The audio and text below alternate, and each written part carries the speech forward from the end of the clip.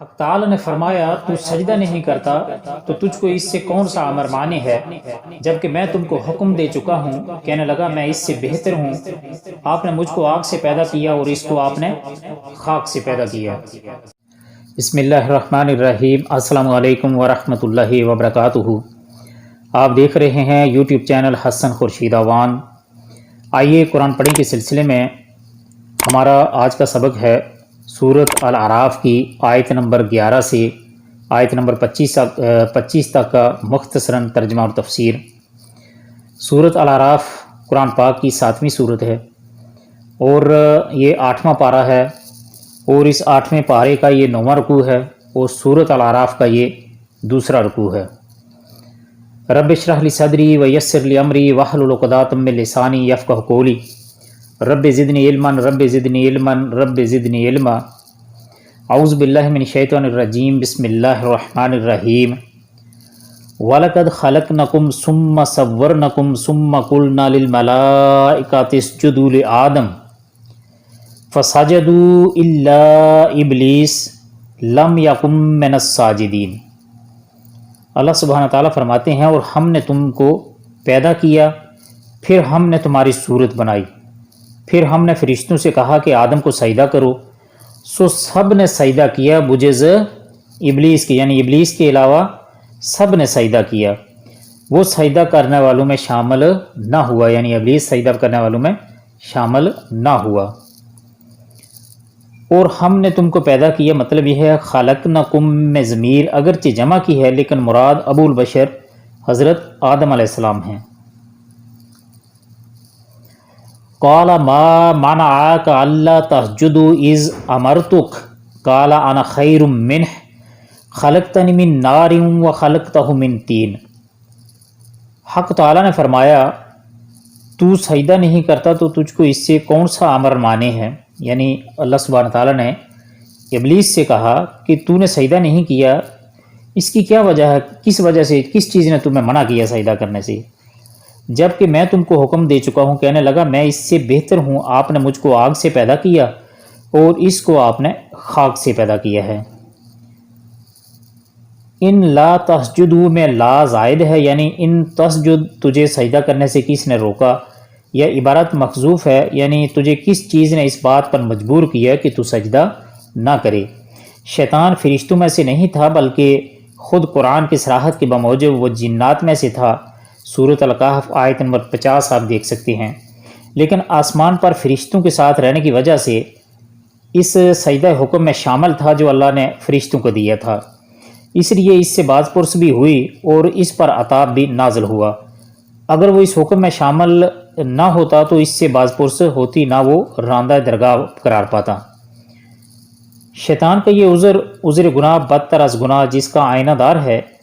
ایک تو اس کا سمجھنا کہ افضل کو مفعول کی تعظیم کا حکم نہیں دیا جا سکتا، غلط ہے، اس لیے کہ اصل چیز تو اللہ کا حکم ہے، اس کے حکم کے مقابلے میں افضل وغیرہ، افضل کی بحث اللہ سے سرتابی ہے۔ دوسرے اس نے بہتر ہونے کی دلیل یہ دی کہ میں آگ سے پیدا ہوا ہوں اور یہ مٹی سے ہے، لیکن اس نے اس شرف اور عظمت کو نظر انداز کر دیا جو حضرت آدم علیہ السلام کو حاصل ہوا کہ اللہ نے انہیں اپنے ہاتھ سے بنایا اور اپنی طرف سے اس میں روح پھونکی۔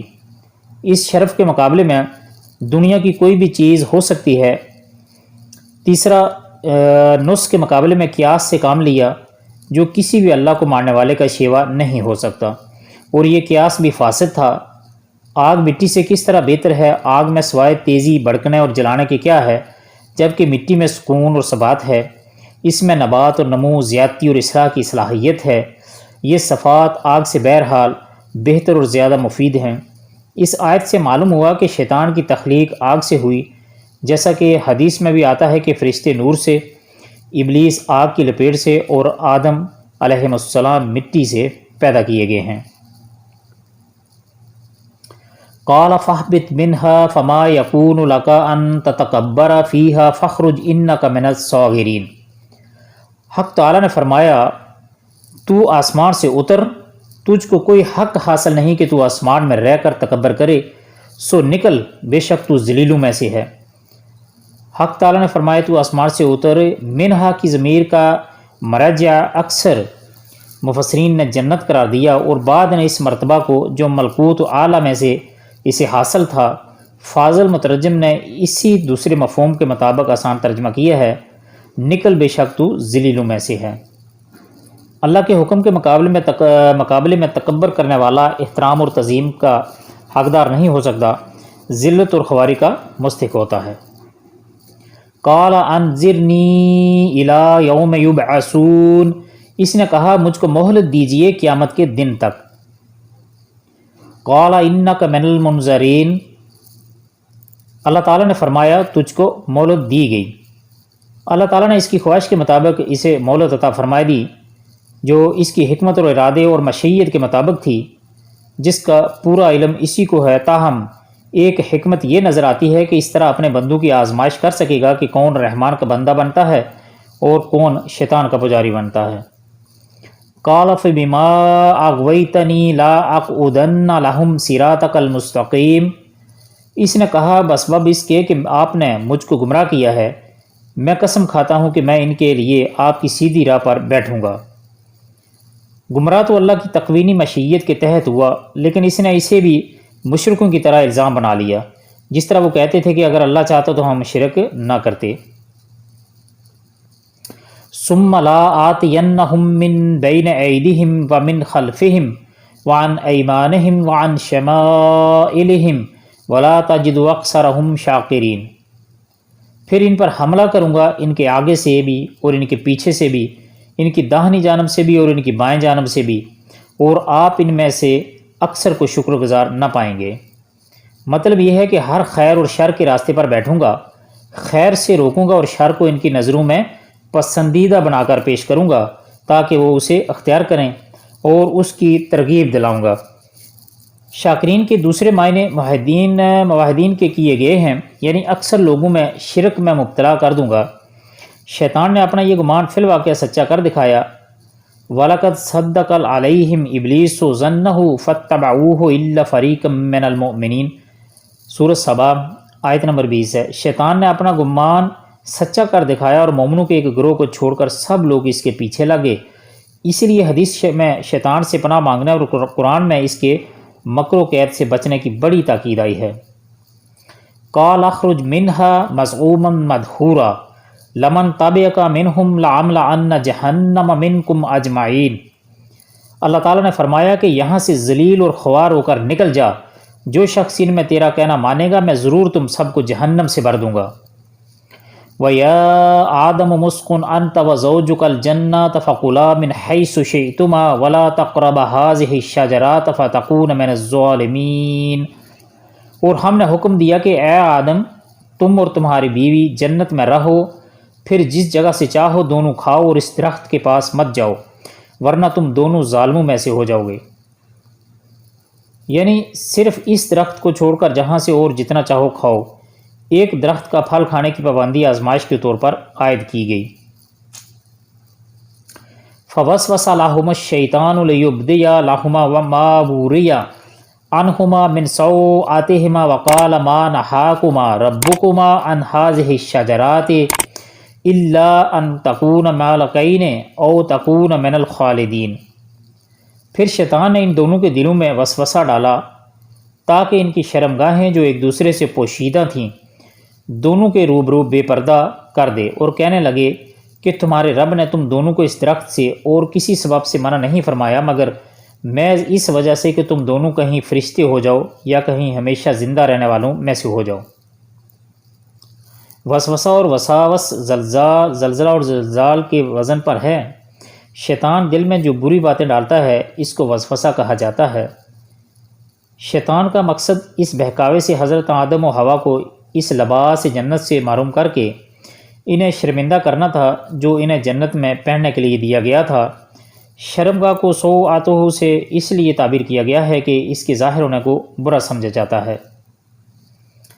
وَقَاسَمَهُمَا إِنِّي لَكُمَا لَمِنَ النَّاصِحِينَ، اور ان دونوں کے روبرو قسم کھا لی کہ یقین جانیے میں تم دونوں کا خیر خواہ ہوں۔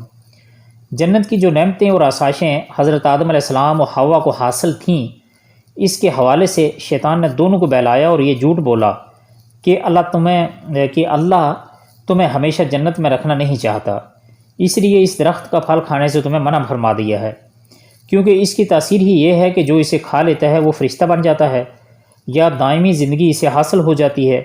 پھر قسم کھا کر اپنا خیر خواہ ہونا بھی ظاہر کر دیا، جس سے حضرت آدم علیہ السلام و حوا متاثر ہو گئے۔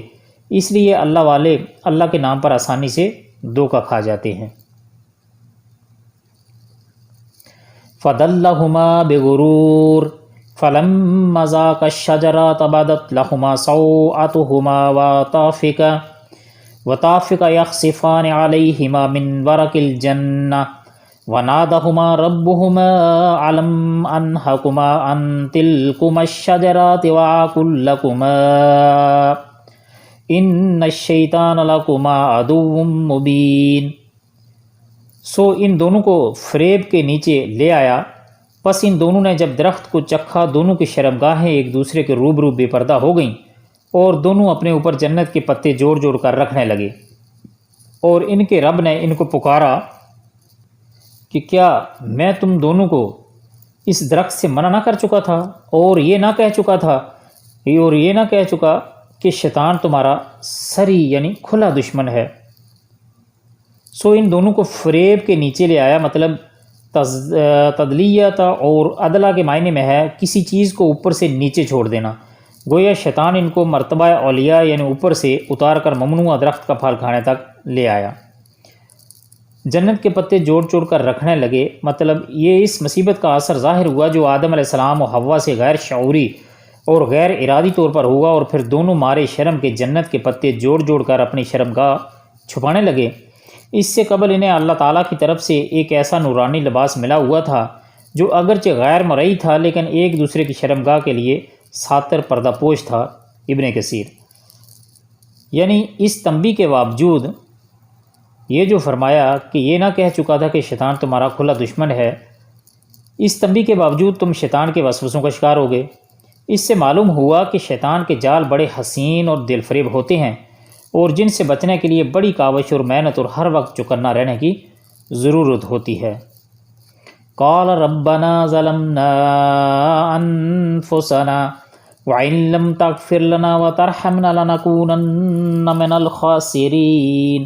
دونوں نے کہا اے ہمارے رب، ہم نے اپنا بڑا نقصان کیا، اور اگر تو ہماری مغفرت نہ کرے گا اور ہم پر رحم نہ کرے گا تو واقعی ہم نقصان پانے والوں میں سے ہو جائیں گے۔ توبہ و استغفار کے یہ وہی کلمات ہیں جو حضرت آدم علیہ السلام نے اللہ تبارک و تعالی سے سیکھے، جیسا کہ سورۃ بقرہ آیت نمبر 37 میں اس کی صراحت موجود ہے۔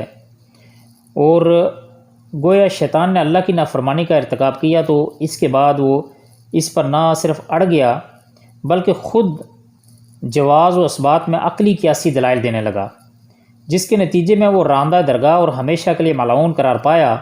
اور حضرت آدم علیہ السلام نے اپنی غلطی پر ندامت و پشیمانی کا اظہار اور بارگاہ الہی میں توبہ و استغفار کا اہتمام کیا تو اللہ تعالیٰ کی رحمت و مغفرت کے مستحق قرار پائے۔